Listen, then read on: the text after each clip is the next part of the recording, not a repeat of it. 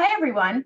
My name is Michelle Gramoglia, and this is not my weekly address for a Tuesday. This is an opportunity on a Tuesday for me to do a next round of answering some questions that have come up about the capital campaign that we are considering for our new PAC.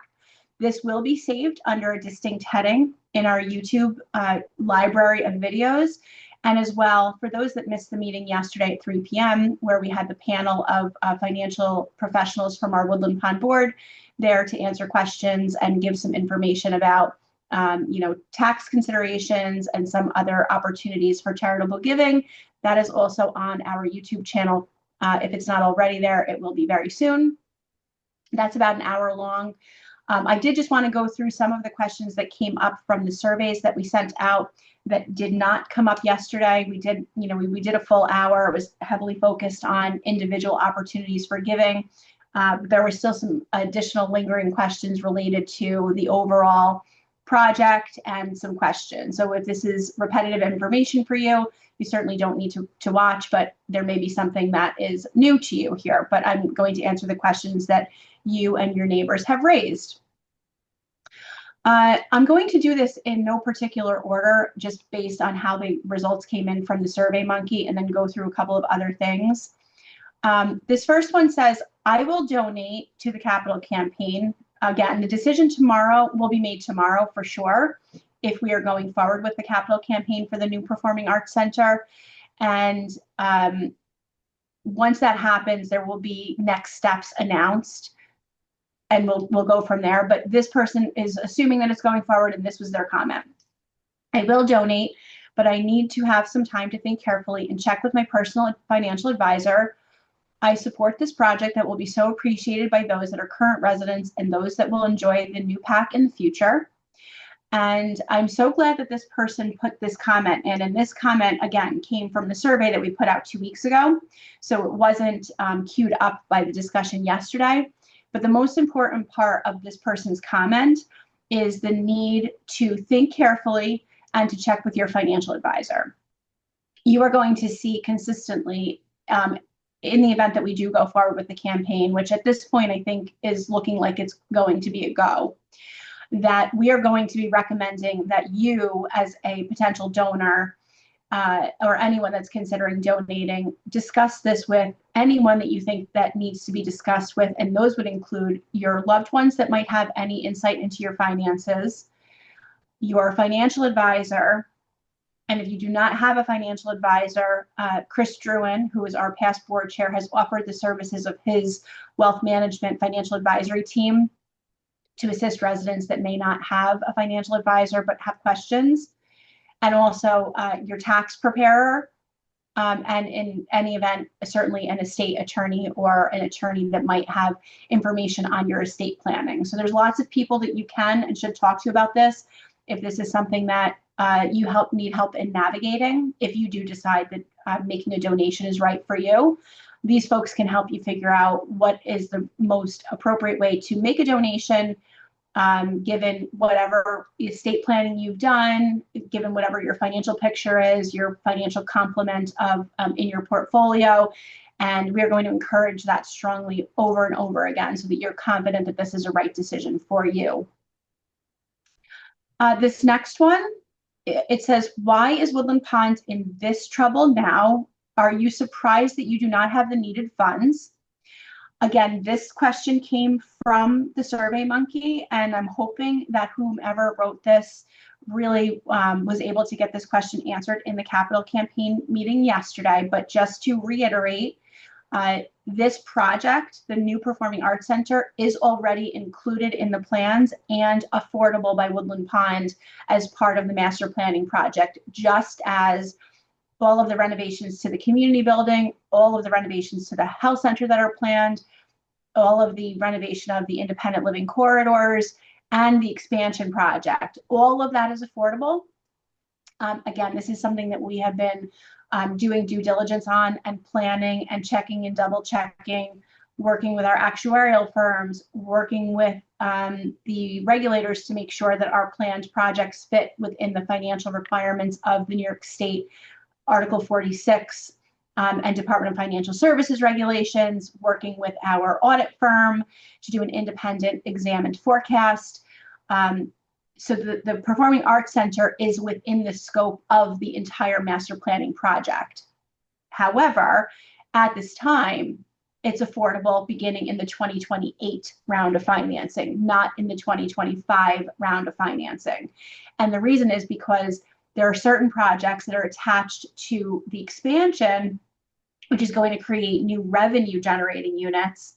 And there are certain projects that can be done on a standalone basis based on our existing debt capacity. And I know that this kind of gets into the weeds, but what we've equated it to in the past is an adult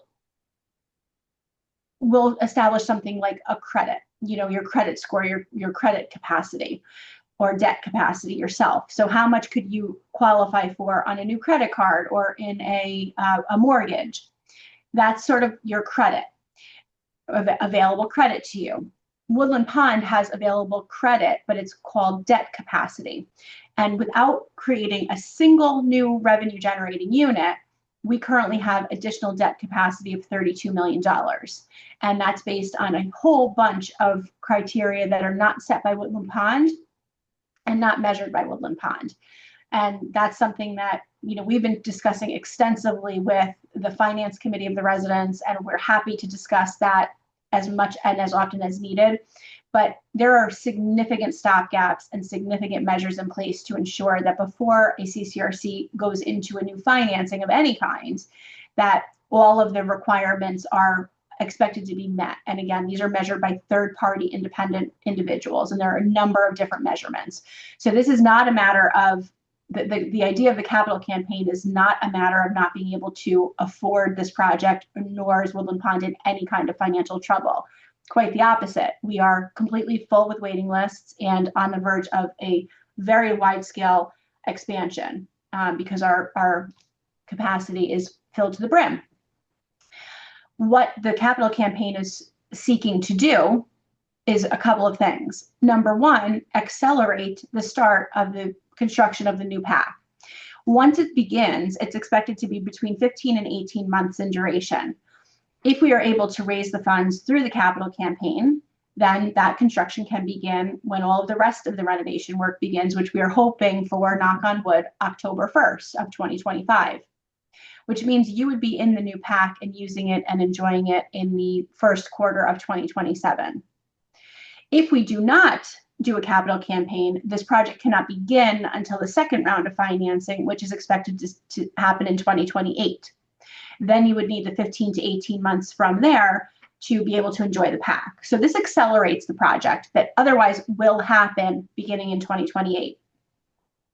The other two reasons that this is beneficial, and any capital campaign would be beneficial in our case, everything we do today, construct today, build today, buy today, is cheaper than it will be tomorrow. And it's especially cheaper than it will be in 2028. So for us to bring to you this incredible, well-designed, completely functional, acoustically appropriate, with all of the hearing elements that are needed, the lighting, the visuals, the ability to do art scope and natural light, all of that can be brought to you more inexpensively today than it will be in 2028. So that saves Woodland Pond in general. And the other really significant benefit to doing a capital campaign is for every dollar that we raise from a gift, from a charitable donation, that's $1 that we don't need to borrow for, because this project will be completely borrowed for and will have interest attached to it, debt. And we did an independent analysis, and we asked the finance committee of the residents to do likewise an independent analysis to determine for a $7 million project at our interest rates, which are anticipated to be 6.5% for a 30-year term, what do you come to in terms of what's the interest cost related to the PAC only? We came up with a number, the finance committee members came up with a number, and both of us came to basically the same number. For a 2028 construction start on $7 million, at 6.5% over 30 years, your interest cost alone on the $7 million will approximate $15 million. So what is a $7 million project, if we do it through gifts, becomes a $22 or $23 million project based on cost escalation through 2028 and then the interest cost. So this just makes an enormous amount of sense. And those are just the benefits to this. So it's optional, assuming that we go forward with it, but it makes a significant amount of financial sense, which is, I'm positive, why 100% of the Woodland Pond board members have agreed to and offered to make a contribution, and why 100% of our executive team members have agreed to and offered to make contributions. It just makes really good sense for the community. The next question says, why PAC and not other areas such as recreation? And I think what this person is asking is, why are we looking at the capital campaign for the PAC and not the other areas like recreation? And the reason that the PAC was identified is because we really see the PAC, and we think that the residents really see the Performing Arts Center as really one of, if not the premier heartbeats of Woodland Pond. It's a place where the spirit of Woodland Pond in performance and culture and opportunity and discussions and the sense of community belongingness, everything comes together in the PAC. It's where we get together when we have issues or concerns or opportunities or celebrations. And there's a lot of power in what the PAC has become at Woodland Pond. So there's that. But there's also the fact that this can begin simultaneously to all of the other renovations that will be happening in phase one. So we felt as if this was a great opportunity. This might be something that residents, family members from past residents, board members, others might be interested in supporting, because it's just such a fantastic opportunity for the community. This says my daughter and son-in-law might be interested in this, and we thank you for that. If and when we do announce that the capital campaign is going forward, we will be sending information to not only residents and family members of you, but for residents that maybe have passed on recently, family members that we have good relationships with that might be interested in making a contribution to support the project. So we appreciate that. And if there's any information we can provide to your son and daughter-in-law, we will let you know how we can connect with them. I'm sorry, it was daughter and son-in-law, my mistake. This one says, we are interested in straddling payments over multiple years to maximize the impact of tax deductibility, and how can that happen? This was discussed quite a bit yesterday, but I will just touch on it here. Based on the fact that if we do proceed with this, it looks like we could potentially break ground around October 1st, which means we would have a construction duration that would go from October of 2025 all the way through 2026 and then into 2027, the beginning part of that, which means that the bills associated with the Performing Arts Center will lag by about 30 days from each of those times. So we are going to have progress bills that need to be paid to our construction team, the architects, for the furniture, all that jazz, in 3 fiscal years, 3 calendar years, 3 tax years. And so what we talked about yesterday was the next step that you can reasonably expect is we will be issuing a request for a commitment. And although we are not seeking pledges per se, because we do need to get charitable donations in hand to pay for the actual work, we are going to be looking for a commitment from you after you've spoken to your financial advisor to say, I think I could give this much in the 4th quarter of 2025. I think I could give this much in the 2nd quarter of 2026, or I think that I could give this much if it was January of 2027. So theoretically, there will be 3 tax years available as long as we can hit the ground and start this in October of 2025. So again, a really great opportunity before us for all of you that might be looking to take advantage of tax benefits in multiple calendar or tax years. What happens if you do not get all $7 million from the residents? What kind of guarantee do we get that if the project is canceled for whatever reason regarding returning our money, is this the first time residents have been asked to fund a capital campaign? So I'll start with the last question first. And this is actually the second time that there has been a capital campaign initiated at Woodland Pond. The very first, many of you will not remember because it was done in our first 3 or 4 years of being open. A resident initiated it, and it was to raise funds to create the space that is now the Interfaith Meditation Room. That actually didn't used to have a door or any kind of an entrance. It was just an open, kind of weird shaped end of a hallway. So it had those two little alcove areas. And while a lot of work was not done in that space necessarily, we did purchase professional photographs from Steve Jordan to go in there, and they were not inexpensive, and some furniture and things like that. The resident initiated a capital campaign for that, and that went off successfully. In terms of the question related to not getting all of the 7 million or not having the project go forward, the project is going forward regardless of whether or not we do a capital campaign. It's already been approved. We already have a site plan approval from the village planning board. So all of what's called the entitlements are done. And so the project will going forward, whether we do a capital campaign and start it in October of 2025, or we have to defer it until we have the larger financing in 2028. What was discussed at length yesterday, because of the tax benefits that many of you will take for a charitable contribution, there really is not an easy way to return donated funds. What we are really going to be trying to do is to get commitments from everyone that intends to donate with dollar amounts and which quarter, fiscal quarter, you anticipate being able to make a gift or multiple gifts, so that we can determine before we collect a single dollar if we think that we are going to get to the necessary 7 million, because we do not want to end up in a situation where you've given something in good faith thinking it's for the Performing Arts Center, and then we get there and we can't get over the finish line. So we're going to address this in a little bit of a way that's a little different than other capital campaigns may, by asking for that initial commitment.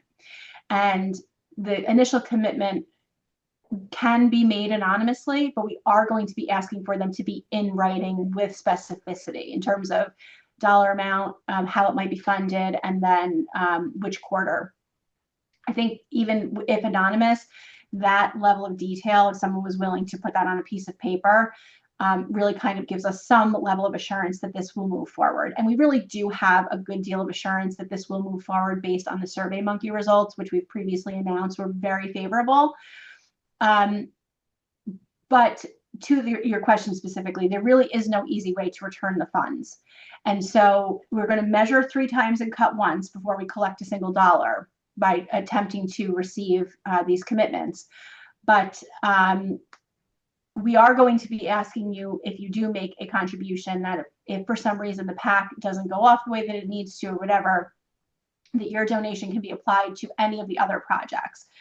Because again, to the point that I was making earlier, any dollar that we receive towards all of these projects, which are all going to be debt financed, they all benefit residents. And for every dollar we contribute through a charitable donation, that's $1 less that has to be borrowed for, and that much less interest that the community will incur. The next question says the initial proposed PAC is way overdone, too expensive, and not needed to satisfy the residents. We are not going to win any honors in having the best PAC in the Hudson Valley for a retirement community. You're right. Currently, there is no contest for the best PAC in the Hudson Valley for retirement communities, but the current design is, it's not, although it is absolutely gorgeous and stunning and done in the design that we anticipated in keeping with the spirit of the Hudson Valley and bringing all of the technical components that the residents need, there are a lot of things that we did not implement in the design because we are cost conscious. This kind of a build with the level of acoustical engineering, the hearing elements, the lighting, the sound, to do an actual performing arts center, it's a costly endeavor. Per square footage, it's probably the most expensive construction that we're going to be doing here as part of the renovation. And it's just an expensive, program to put into place. But again, getting back to the fact that the PAC has become the real heartbeat of Woodland Pond, and we're using a room that's basically just a multi-purpose room. We know how many challenges we've had with sound, how the lighting is not ideal, the fact that we don't have a raised stage. These are all things that have, you know, impacted our ability to really bring you the programming that we want to. And to your point, it's not about winning a contest, but we know, and we were thrilled last week to see the study that came out, was announced in McKnight's, about the fact that theater arts and these kinds of intellectual content and offerings have a measurable impact on Parkinsonian symptoms, mood, and affect. This is real stuff, and it affects seniors in a really significant way. And this will really make Woodland Pond an even more engaged, more attractive, and really bring Woodland Pond to the pinnacle in terms of what we're offering to the residents. The next question is this campaign 501c3 deductible? And the answer is yes. Woodland Pond, as 501c3 in the type that we are under the IRS regulations, is permitted to receive charitable donations. And again, this is a conversation for your tax preparer to understand, or your financial advisor to understand the multitude of different ways that you can make a contribution to the capital campaign that is provides you with the maximum tax benefits. This one says, why wouldn't a resident donate? Don't all understand that residents will pay for this PAC no matter what, as our monthly fees pay for all capital projects on campus? Why not fund something now to save the money and the interest? No one wants to pay that kind of interest, exclamation point. And I think that this person is spot on. We know and we acknowledge that not everyone will be able to donate or is interested in donating. That's not how capital campaigns work. We know that will only be a percentage of people that are comfortable with donating. But I can tell in this person's voice that to this person, it seems like a no-brainer for whatever their reasons are. And I did hear a little bit of grumbling yesterday after the event. We held over for a bit, and there were a few people that did come up and kind of sort of jokingly said, well, you know, it's okay if my neighbor doesn't want to give, but they don't have to rain on our parade if we want to. And, you know, that's inter-neighborly relations. You know, certainly if there are people that are interested in donating, I don't think that there should be a judgment on that, just as there should be no judgment on somebody that either cannot or chooses not to donate. The no judgment should work both ways.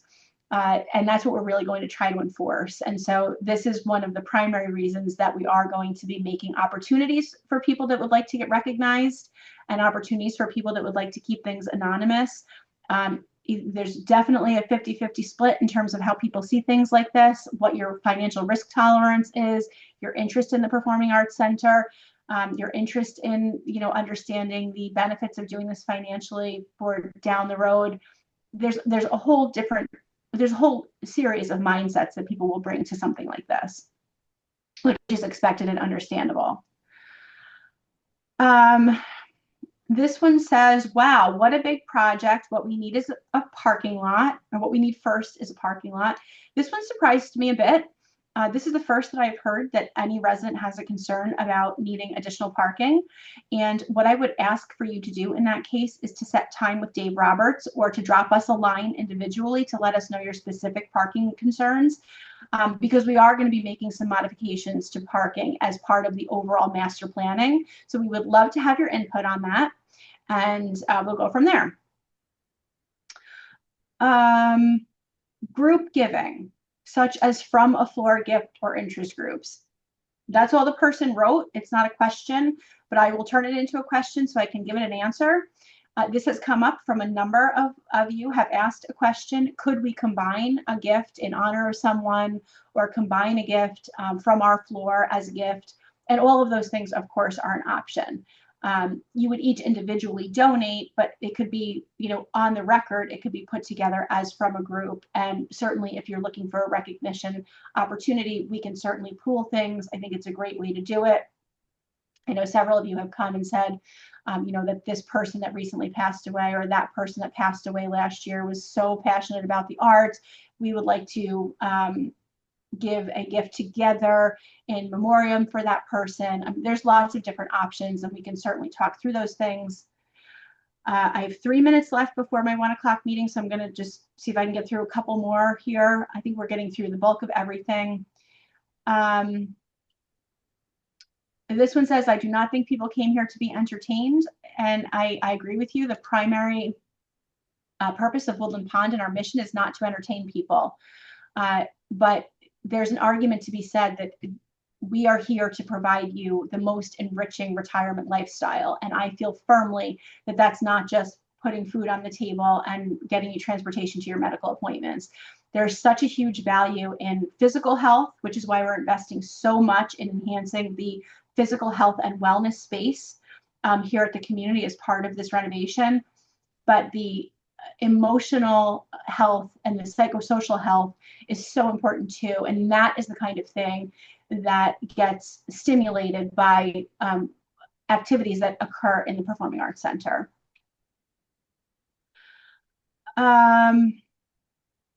This one says, what would the yearly increase be for residents, or does this not affect the monthly rate for residents?